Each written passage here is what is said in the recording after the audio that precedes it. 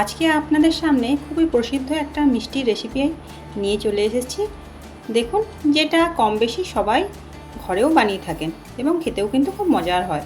নমস্কার বন্ধুরা, আমি মোনালিসাস কিচেনে আপনাদের সবাইকে স্বাগত জানাই। আজকে আমি বানাবো জিলেপি। এই বাঁকা জিলেপিকে কিন্তু খুব সহজভাবে বানানো যায়, সেটা এই রেসিপি থেকেই আপনারা বুঝতে পারবেন। আমি দেখুন এখানে এক বাটি ময়দা নিয়েছি। ময়দার মধ্যে আমি 1 চামচ গাওয়া ঘি, শুদ্ধ গাওয়া ঘি মিশিয়ে এর মধ্যে ভালো করে একটু ময়ান করে নেব। ময়ান করে নেওয়ার পরে দেখুন অল্প অল্প জল দিয়ে একটা মোটামুটি ঠিক ব্যাটার তৈরি করব, না খুব মোটা না খুব পাতলা। প্রথমে হাতের সাহায্যে একটু ভালো করে মিশিয়ে নিন, যাতে ময়দাগুলো কোনো ডলা না পাকিয়ে থাকে। এরপরে আপনি ভালো করে এটাকে খুব সুন্দর করে ফেটিয়ে নিন। এইভাবে ভালো করে অনেকক্ষণ ধরে ফেটাবেন, যাতে কি না সামান্য কোনো লাম্পস বা ডলা না বেঁধে থাকে এই ব্যাটারটার মধ্যে। দেখুন এইভাবে ঠিক আপনি ভালো করে মিশিয়ে নেবেন।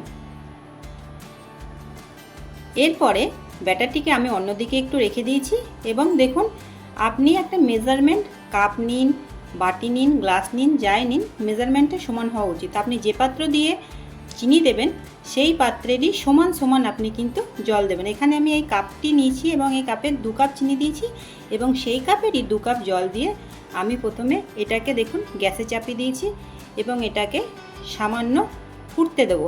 এটাকে কিন্তু আমরা খুব গাঢ় চাশনি করব না, এটাকে আমরা সামান্য একটু পাতলা পাতলাই।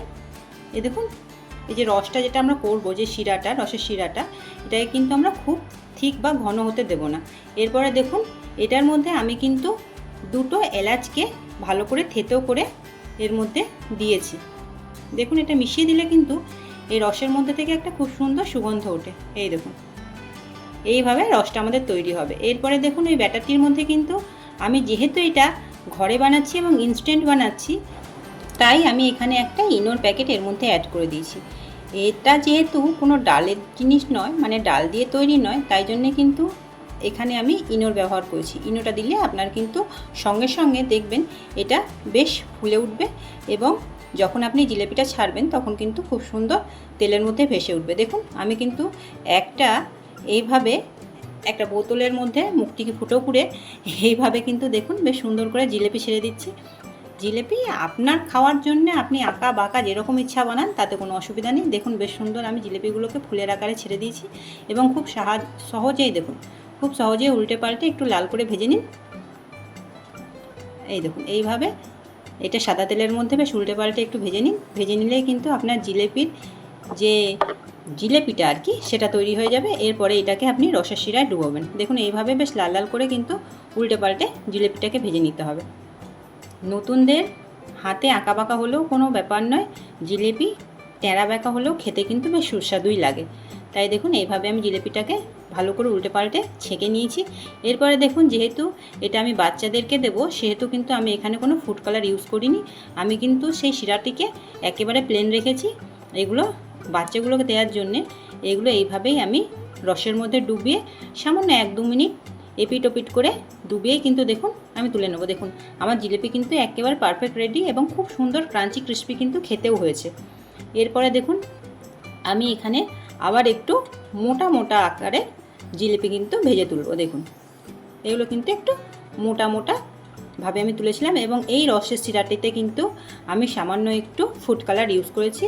এবং দেখুন জিলিপিগুলোকে ভেজে তোলার পর আমি মাত্র 1-2 সেকেন্ডের বা ধরুন 5 সেকেন্ডের জন্য এপিট ওপিট করে এটাকে রসের মধ্যে চুবিয়ে রেখে আবার দেখুন তুলে নিয়েছি।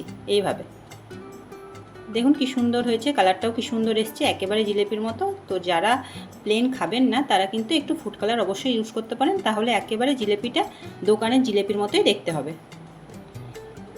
এইভাবে কিন্তু আমি সব কটাকে ভেজে তুলে বেশ বড় বড় জিলেপি করে এটা দেখুন কি সুন্দর হয়েছে। সামনেই বিশ্বকর্মা পুজো আসছে, তাই আপনারা কিন্তু এইভাবে জিলেপি পাঁপড় ঘরেই বানিয়ে নিতে পারেন। তার জন্যে দোকানে গিয়ে আর কিনতে হবে না, খুব সহজেই কিন্তু সবাই ঘরে জিলেপি বানিয়ে নিতে পারেন। ভিডিওটি যদি ভালো লেগে থাকে তাহলে ইউটিউব থেকে দেখা দর্শক বন্ধুরা অবশ্যই লাইক শেয়ার সাবস্ক্রাইব করবেন এবং চ্যানেলটির বেল আইকনটি অবশ্যই প্রেস করবেন। আর ফেসবুক থেকে দেখা বন্ধুরা অবশ্যই প্রোফাইলটিকে ফলো করবেন এবং কমেন্টে জানাতে ভুলবেন না রেসিপিটি আপনাদের কেমন লেগেছে। দেখুন আমি কিন্তু আপনাদের ভেঙে দেখাচ্ছি কি সুন্দর ভেতরে একেবারে রস ঢুকেছে, বেশ সুন্দর রসালো এবং কতটা ক্রাঞ্চি হয়েছে। তাই এই রেসিপিটি একবার অবশ্যই বানিয়ে দেখতে পারেন। দেখা হচ্ছে নতুন আরেকটি ভিডিওর সঙ্গে মোনালিসাস কিচেনে। ততদিন ভালো থাকবেন, সুস্থ থাকবেন। ধন্যবাদ।